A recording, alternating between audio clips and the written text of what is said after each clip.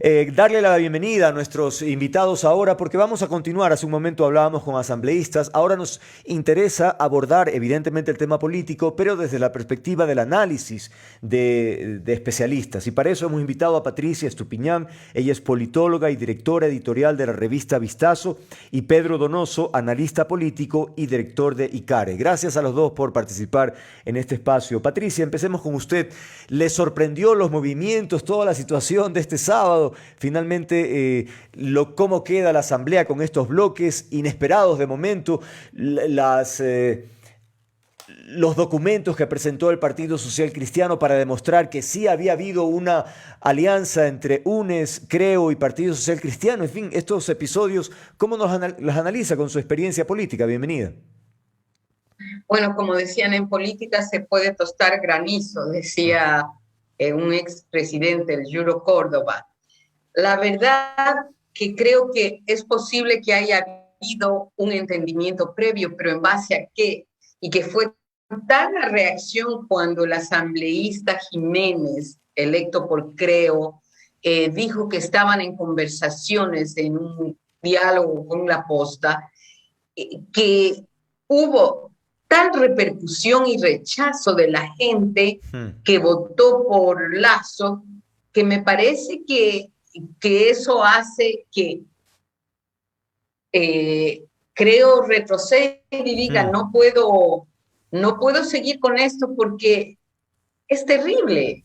Hubiera sido un pésimo paso de inicio si es que Lasso pactaba para que haya esa comisión de la verdad y se revisen las sentencias judiciales, porque creo que la gente votó en su mayoría por cambiar la manera de hacer política.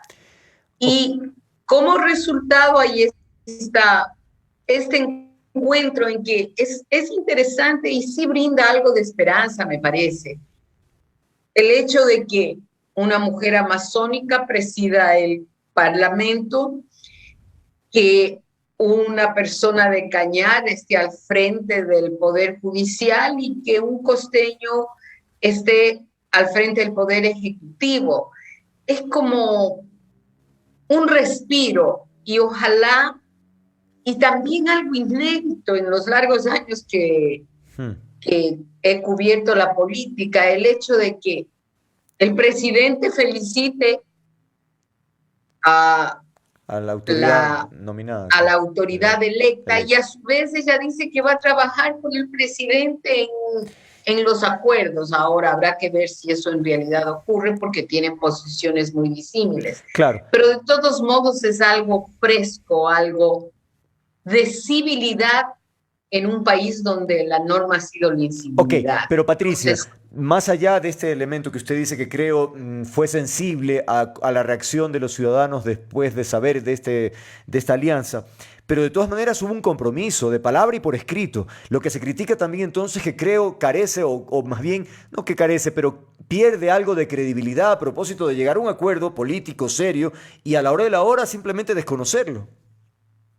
Bueno, a mí me parece que es más importante tener el acuerdo con los ciudadanos antes que los acuerdos entre políticos. Para mí eso es más importante. Si no, Lenín Moreno debió quedarse para siempre con el correísmo a pesar de lo que descubrió después. No. Me parece que la característica principal de un mandatario debe ser el coraje, y el coraje para dar un paso atrás cuando la cosa no está bien. Comprendo. Y el paso atrás de si ese acuerdo iba a causar tanto problema, había que salirse de él. Comprendo. Esa es mi opinión. Bien, Pedro, ¿cuál es tu lectura a propósito del episodio del sábado y de estas reflexiones que estamos haciendo? Bienvenido, buenas tardes. Gracias, buenas tardes Andrés, doctor Estupiñán, buenas tardes. Digamos, yo creo que hay que hacer un análisis, yo intento hacer más análisis, digamos, de los elementos que están sobre la mesa, ¿no? Entonces, primero me gusta analizar mucho la cancha en la que se juega, ¿no? Entonces, digamos, nosotros estamos viendo que la asamblea que acaba de elegir autoridad es una asamblea que primero hereda 900 y pico, ¿no es cierto?, proyectos de ley represados finalmente, y eso creo que es importante analizarlo, es decir, tiene una gran, digamos, tiene un gran pasivo en la lógica de producción de leyes, ¿no es cierto? Y solo para lanzar un par de números que creo que es supremamente importante, ¿no es cierto? Por ejemplo, solo en el periodo del 14 de mayo del 19 al 14 de mayo del 2020, las tres, digamos, las 4 iniciativas legales que se aprobaron, 3 fueron del Ejecutivo, una sola del Legislativo, ninguna de otras funciones del Estado. ¿Qué quiero decir con esto? Que la anterior asamblea que salió, ¿no es cierto?, tiene un alto pasivo, digamos, de la producción de leyes. Ahora vamos, digamos, a analizar las elecciones que se dieron, ¿no es cierto? Yo ponía en un tuit que siempre una alianza política nunca es una alianza entre iguales, es decir, siempre hay una relación de poder en esas alianzas, ¿no? Y finalmente, digamos, la alianza que les lleva al poder, al movimiento Creo, es una alianza con el Partido Social Cristiano, que ya, digamos, en el momento de aplicar la política, demuestra que solo fue una alianza para llegar al poder y no una alianza para sostenerse, ¿no es cierto? Y en ese sentido es interesante, digamos, el vuelco desde el análisis. Yo no voy a catalogar si es positivo o negativo, pero desde el análisis es muy interesante el vuelco cuando Creo decide, ¿no es cierto?, no seguir con una alianza entre medianamente parecidos, es decir, con quienes puedes compartir algún tipo de, digamos, de parámetro quizás pragmático, ideológico, y construir una nueva, finalmente, alianza que no es con Pachacuti y Izquierda Democrática. Aquí creo que es súper interesante poner sobre la mesa esto clarísimo, ¿no es cierto? La alianza que construye Creo es con este bloque de asambleístas mal llamados independientes, porque no son independientes, vienen de partidos políticos. Claro. Eso no es menor. El asambleísta que es el primer vicepresidente no es un asambleísta independiente, es de democracia, sí. Entonces hay que decirlo así porque me parece que es importante que la ciudadanía también entienda que vienen de partidos políticos. Claro. Esa es la primera alianza que en verdad hace Creo, y eso le sirve para constituirse como un bloque legislativo.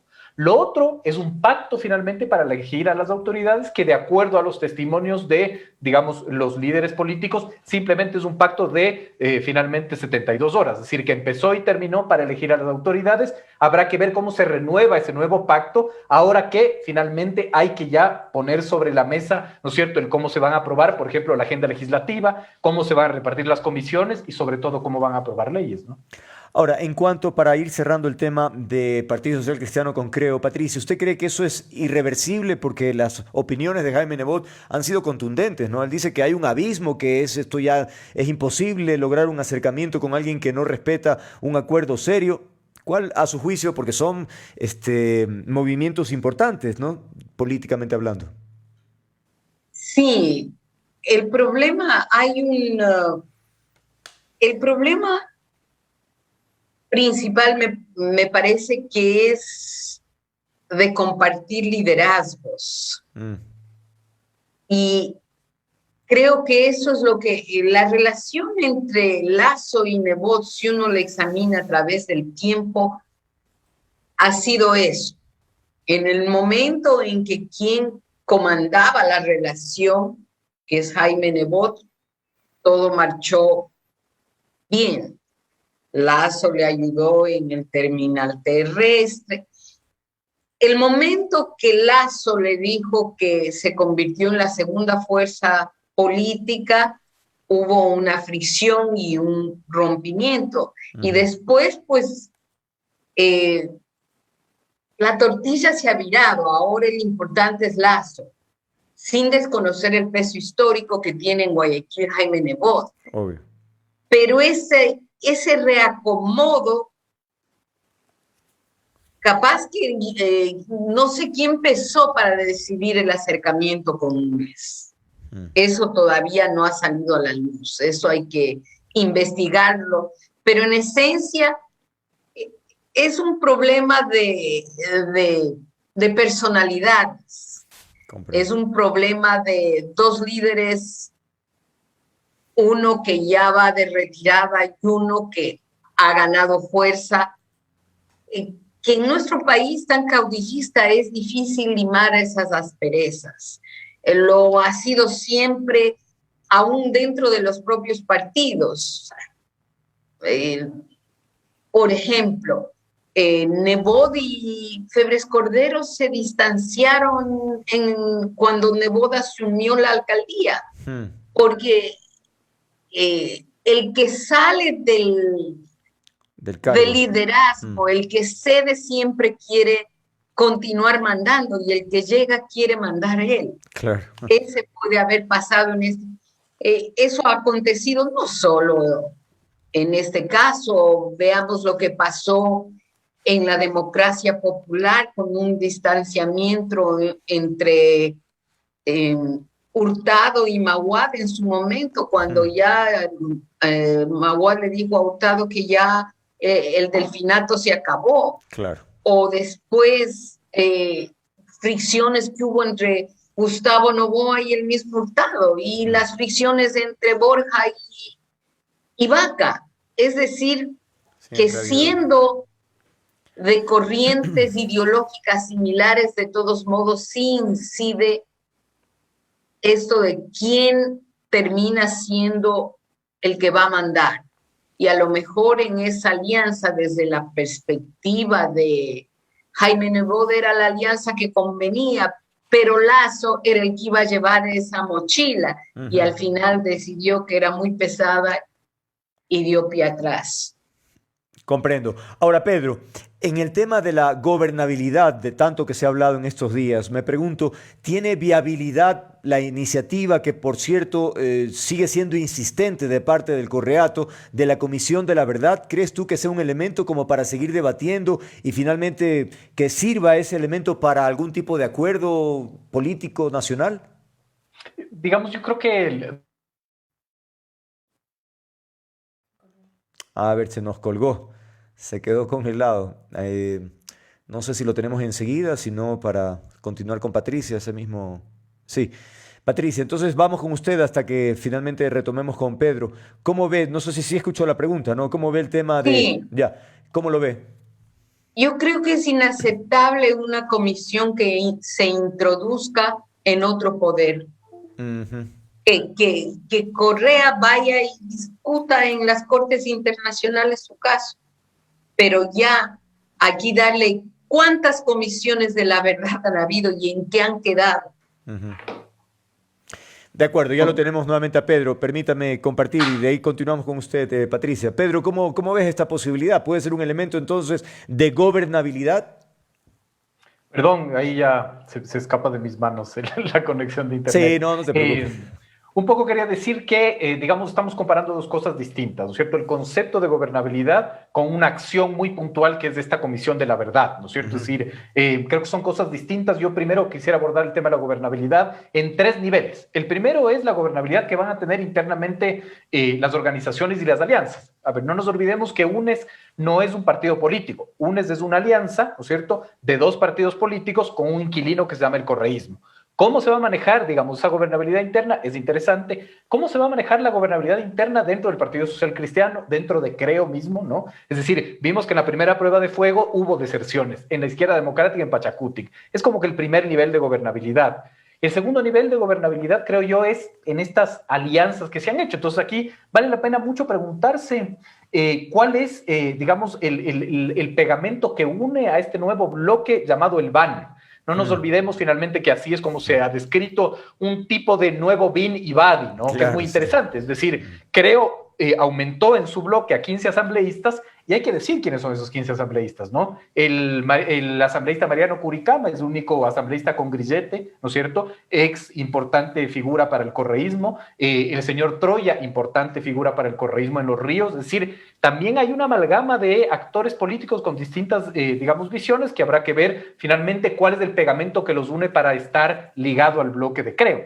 Y una tercera, finalmente, nivel de gobernabilidad es las alianzas o los acuerdos que se puedan dar entre Izquierda Democrática, Pachacutic y Creo, Social Cristianos, uno es decir, ya en el macro del pleno, digamos, ¿no? Lo que a mí me llama muchísimo la atención es que finalmente, digamos, el resultado de esta negociación política le da a Izquierda Democrática y a Pachacutic 4 votos de 7 en el CAL. Yo no sé finalmente cómo, digamos, un gobierno puede manejar, ¿no es cierto?, sin tener quizás la mayoría o cerca de la mayoría para manejar el CAL dentro de la lógica que ellos tienen. Es decir, a mí me sorprende, por ejemplo, muchísimo que la presidenta de la Asamblea anunció que se va a crear una comisión especializada para tratar temas de minería y para revisar las concesiones mineras y petroleras, claro, cuando al otro lado el gobierno nacional ha pedido o ha establecido que su fin es aumentar la producción petrolera, ¿no? Entonces...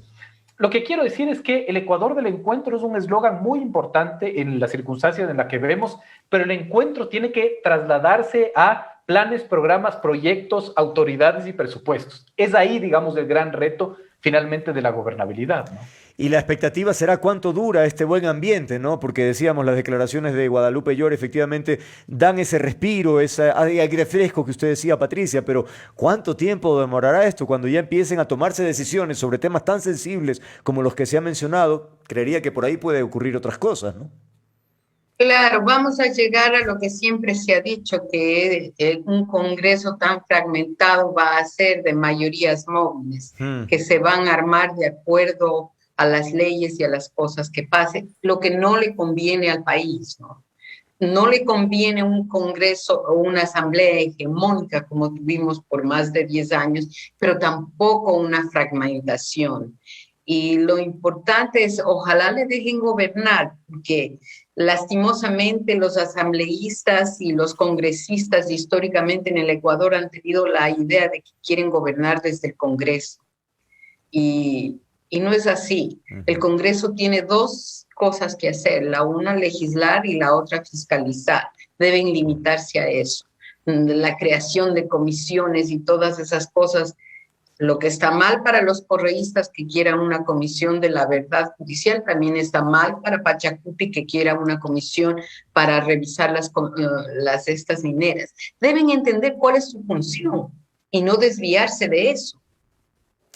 Pedro, por cierto, decirte que hace un momento entrevistamos a dos asambleístas y ahí me enteré, porque tampoco sabía, que Elías Hachero, que llegó por el Partido Social Cristiano, finalmente se salió porque él votó por Guadalupe Llori. Obviamente una alianza, ¿no? Un movimiento amazónico como el Partido Social Cristiano. Evidentemente pesó más la sangre amazónica, votó por Guadalupe Llori y el Partido Social Cristiano le dijo gracias. Así es que también ahí hay que anotar esa otra separación, ¿no? Hay a otras que ya se han mencionado como de Pachacuti, en fin. Así que por todas partes hay ese tipo de fenómenos. Ahora, el gran perdedor de todo este episodio, Pedro, se dice es el Partido Social Cristiano y el Correato.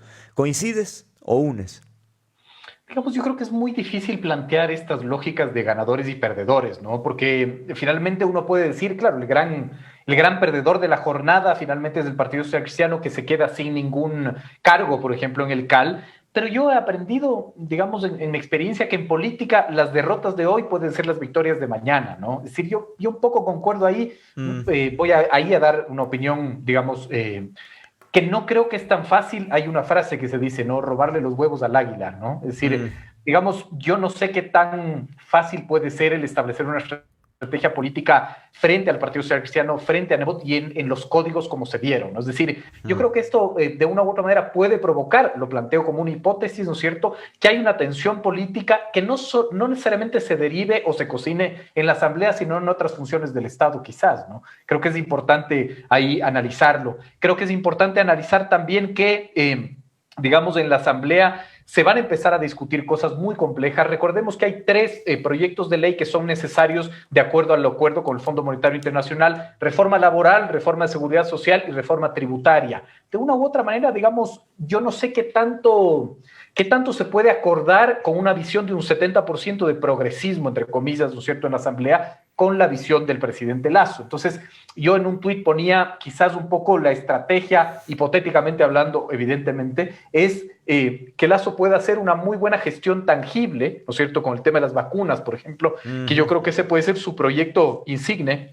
Claro. Dejar que la Asamblea vaya perdiendo credibilidad, como de una u otra manera lo hace automáticamente, ¿no es cierto? Claro. Y en ese sentido, yo creo que no es tan descabellado pensar en una muerte cruzada, quizás después de los 100 o 101 días, cuando un poco esto se convierta, digamos, en un cúmulo de actitudes quizás un poco ingobernables, ¿no? Como decíamos, ¿no? El tema de crear una comisión para revisar las concesiones mineras petroleras, ¿no es cierto? ¿Cómo le vas a dar paso finalmente a la Comisión de Desarrollo Económico? Es decir, todo eso aún está por debatirse, ¿no?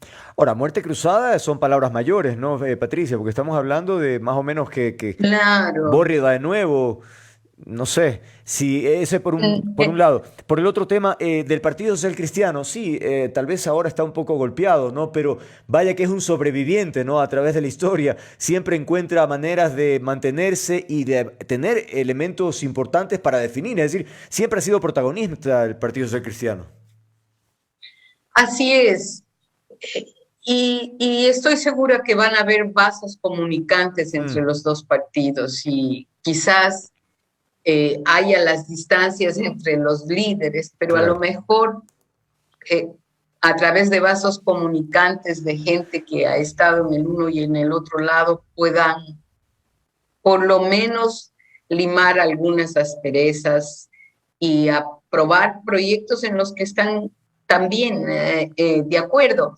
Como digo, esto va a ser una asamblea de mayorías móviles que se van a ir formando según los proyectos.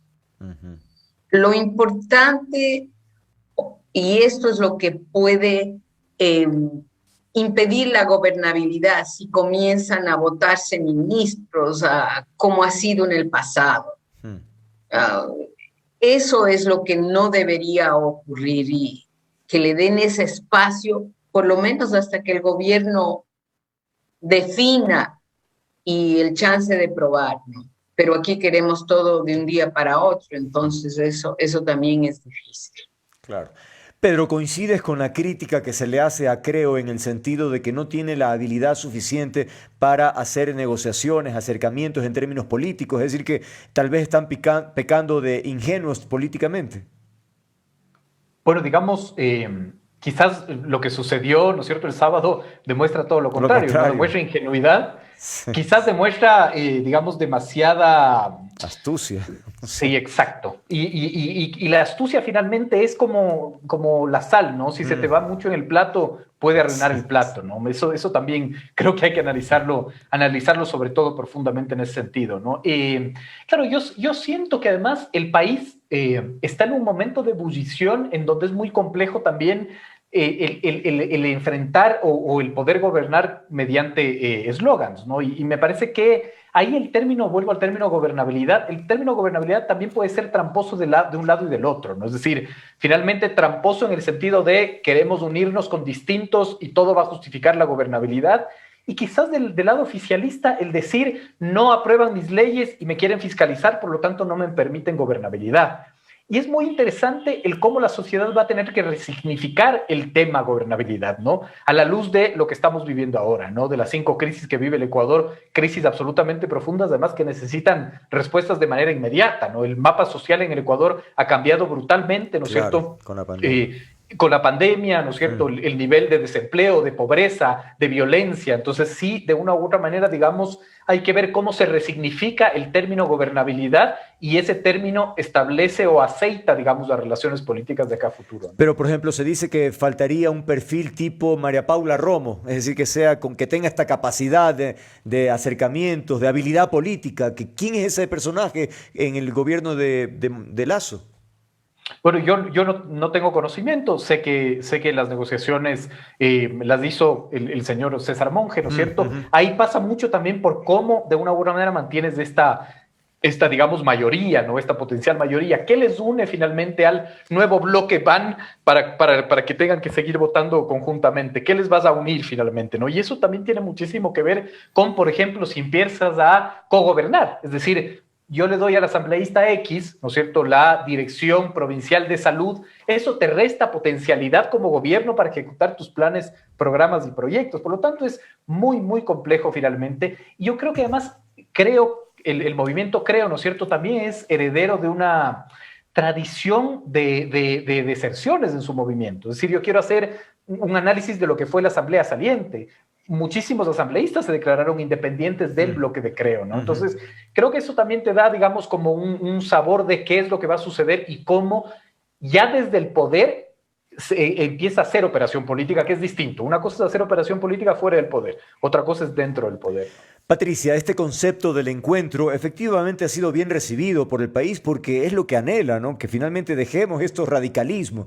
Sin embargo, a ratos Muchas personas dicen que no están claros los puntos rojos, porque se puede hacer encuentros, pero me pregunto si se debe incorporar incluso a los que tienen procesos legales pendientes, es decir, incorporar incluso, al parecer, de hecho, eso estaba ocurriendo, al correísmo.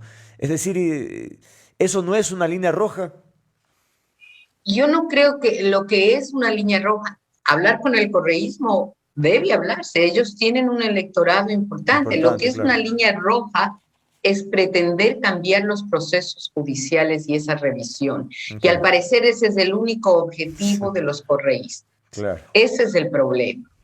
Era como en su época el bucaramismo, lo único que quería es la amnistía para Bucaram. Claro. Finalmente le dieron la amnistía a los propios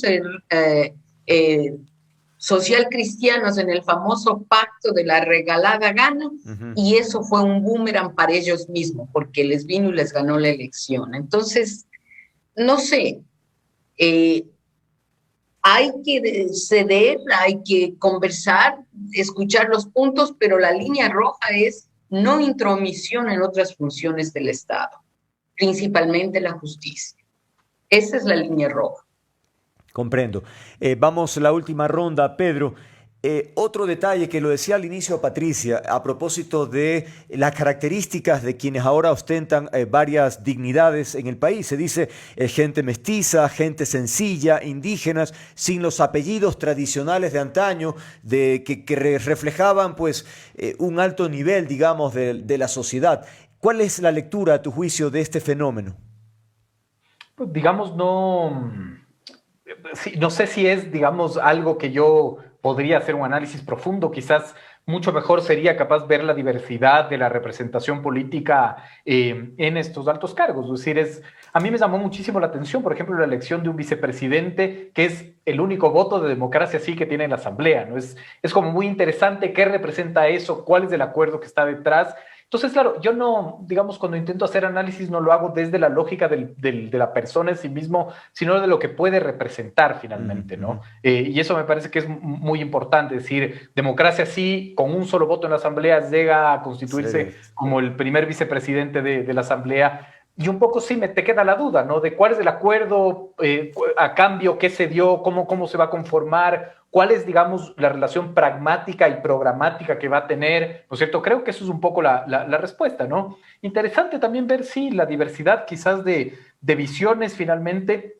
y cómo esas visiones se van a plantear, digamos, en una hoja de ruta para empezar a trabajar. No nos olvidemos que, de acuerdo al artículo 12 de la Ley Orgánica de la Función Legislativa, la Asamblea tiene 60 días para ponerse de acuerdo en cuál va a ser su agenda legislativa.